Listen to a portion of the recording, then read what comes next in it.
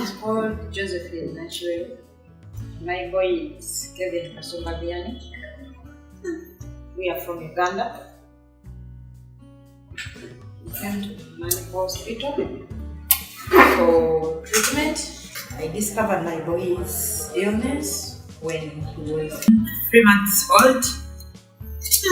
He was sweating so much and he had a cough, uncontrolled cough. So I took him to his doctor, hospital, which is the main hospital in our country, hospital. So the doctor right away told us to go to the Heart Institute to check the boy because he recognized the boy's lips were blue and the nails.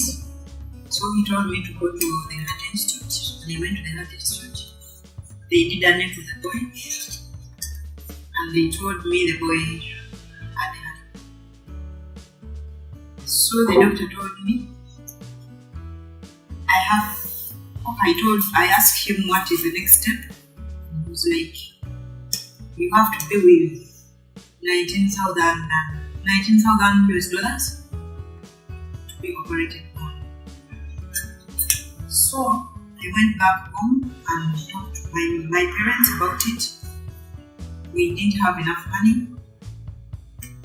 But after like a month, the doctor told my auntie that he told me about that.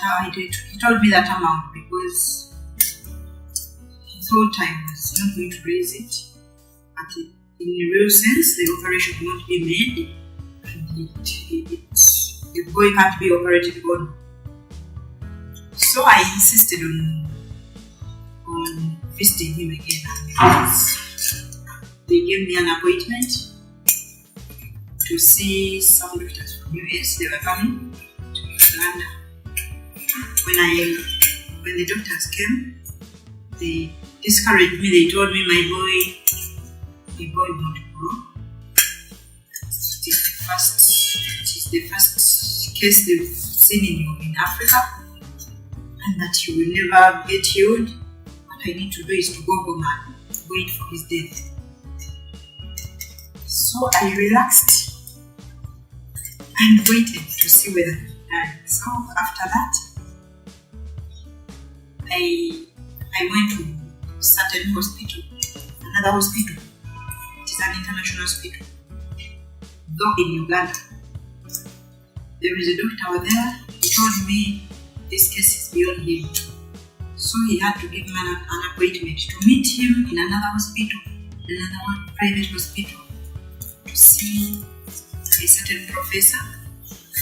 He's also a cardiologist. He's a cardiologist. So I went and had to meet that professor.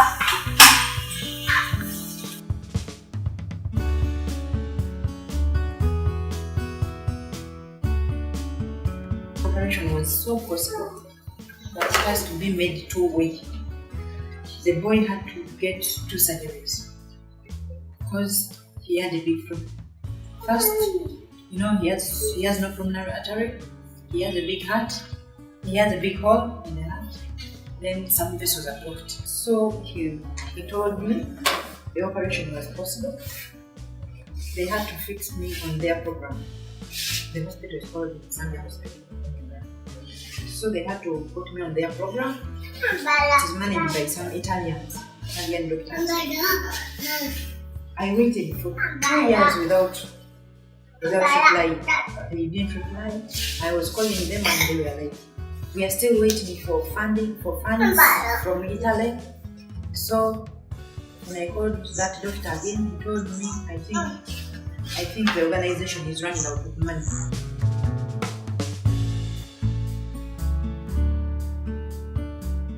I have a family friend who knew about some organization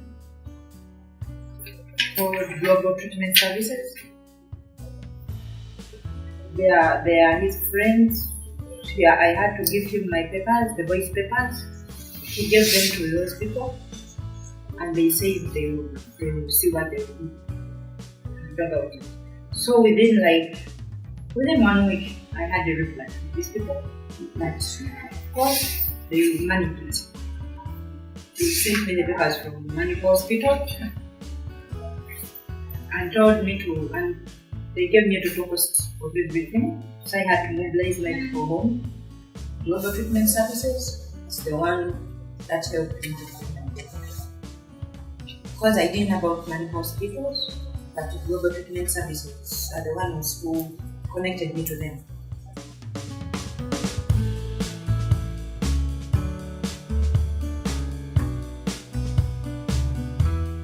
From the papers they brought, the doctor, the cardiologist who was supposed to work on the boy was called Dr. Vianney. So when I came, after the plane, Global Treatment Services unit had to pick me up from the airport, brought me. I think that day or the next day I met Dr. Vianney and he explained each and everything and what he was going to do. So right now the echo was already made. There is a certain test that they did yesterday. I don't know what it's called, but they are doing good. They are doing good so far. We are being catered for. Everything is okay.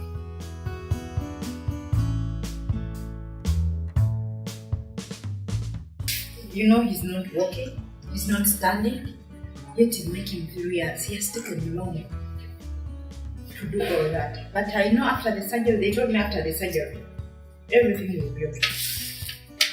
That is what I'm looking forward to. Seeing my boy.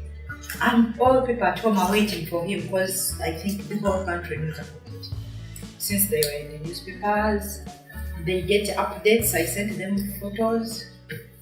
So they are eagerly waiting for his return. He's walking because he has never walked. I know, according to the treatment they've given us, and now he will be okay.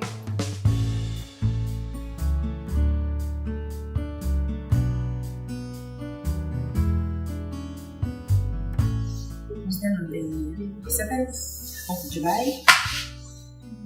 And he spent in the operation room 9 hours, 9 to 10 hours.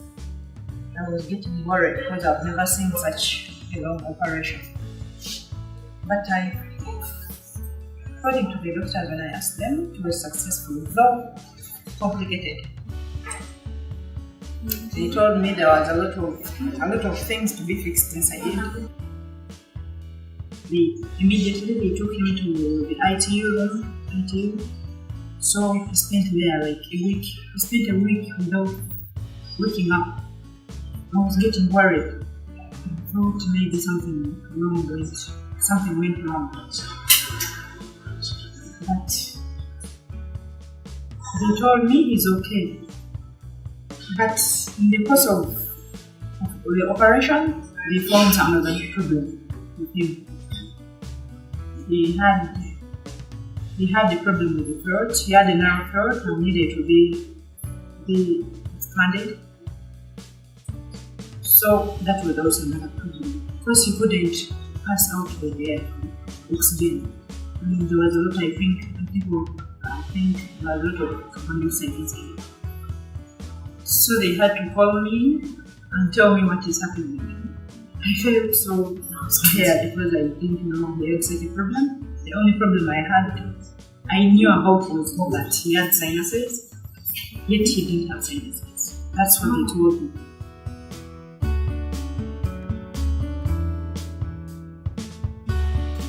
So they had to do an emergency operation in the throat. Remember that was not planned for, but of course I had to accept because it was for the good of my boy. They did that, and now he improved his breathing. He's now okay, but now he has stomach pains, and I think they're also going to do something about it since they've done a lot of tests, X-rays, and I think he's going to be okay. But all is good, all is well.